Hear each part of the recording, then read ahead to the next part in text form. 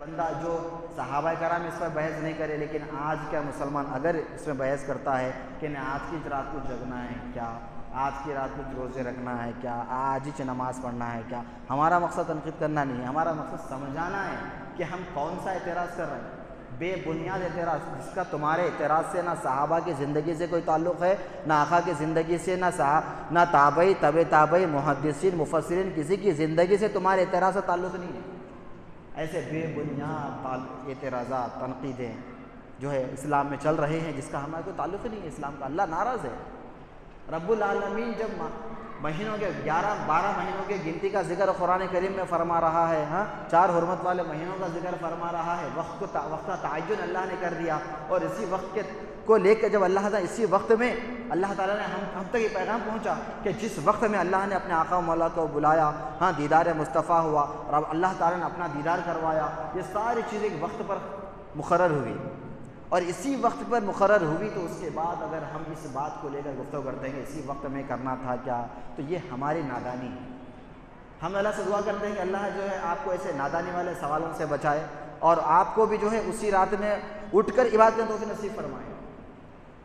اگر بندہ اسی رات عبادت کرتا ہے تو کیا اس کی عبادت قبول نہیں ہے؟ کیا اس کا روزہ قبول نہیں ہے؟ تو کس طریقے سے وہ میں بات ہے، خالی اوقات میں آپ نہیں کر رہے ہیں، عاجز کیوں کر رہے ہیں؟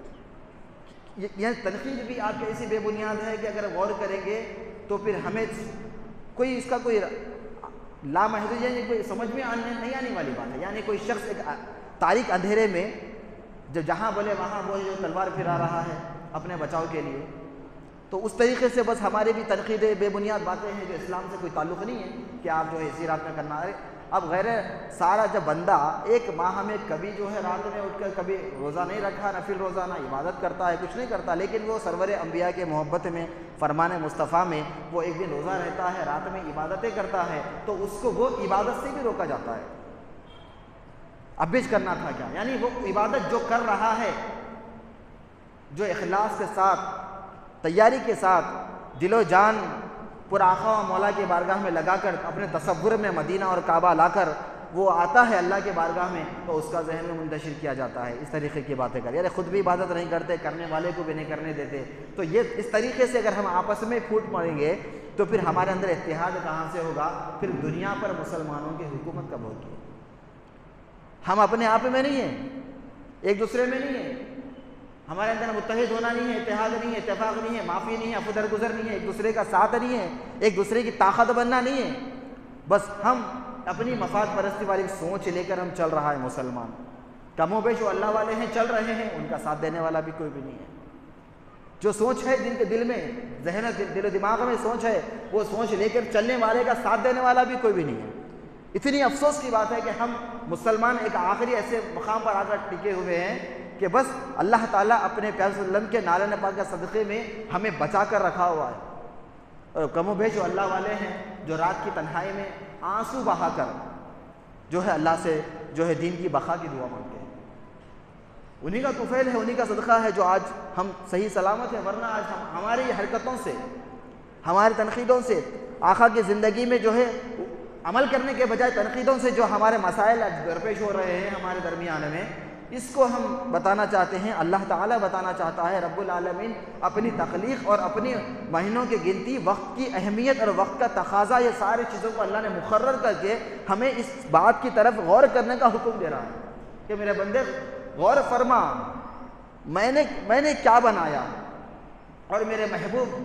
نے وقت کا انتخاب کیا، میں نے وقت کا انتخاب کیا،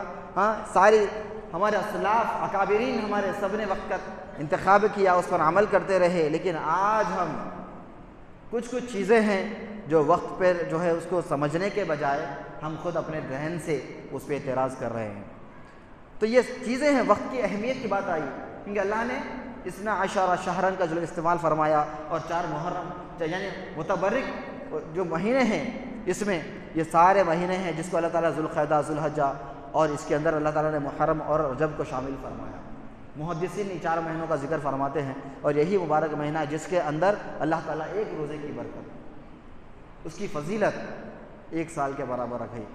اور اسی چیز کو لے کر جب بندہ سوچتا ہے کہ اللہ تو نے جب ایک روزے کی برکت جو ہے سارا سال دے رہا ہے،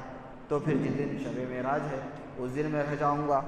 ہاں، یا اس دن رات بھر عبادت کر کے سحری کر لوں گا۔ بندہ اتنا پیارا ذہن لے کر جب وہ ارادہ کرتا ہے تو فوراً اس کے ذہن میں ایک بات آ جاتی ہے کہ ارے انہوں نے کہا تھا کہ عاجز رات کرنا تھا کیا؟ جیسا وہ بات آئی اس کے دل میں جو خوشی اور جذبہ وہ سب ختم ہوا، جو تقوی اللہ اس دل میں پیدا ہوا تھا وہ بھی ختم ہوا، وہ رہنے کا ارادہ جو جوش و خروش کے ساتھ کیا تھا وہ بھی ختم ہوا، کہ اب اس کا عذاب اب یہ ختم ہوا ہے، رکا، اب اس کا عذاب اللہ تعالیٰ دیکھ رہا ہے، علیم بذات صدور ہے، سرور انبیاء دیکھ رہے ہیں، امت پہ نظر کرم ہے، ہاں، رب العالمین اللہ اس کے رسول دونوں دیکھ رہے ہیں کہ یار بندہ اڑ رہا تھا لیکن ایک ایسی جو ہے سوچ اور ذہن میں بات آئی جس کا اسلام سے کوئی تعلق ہی نہیں ہے، جس کی وجہ سے وہ عبادت سے دور ہوا۔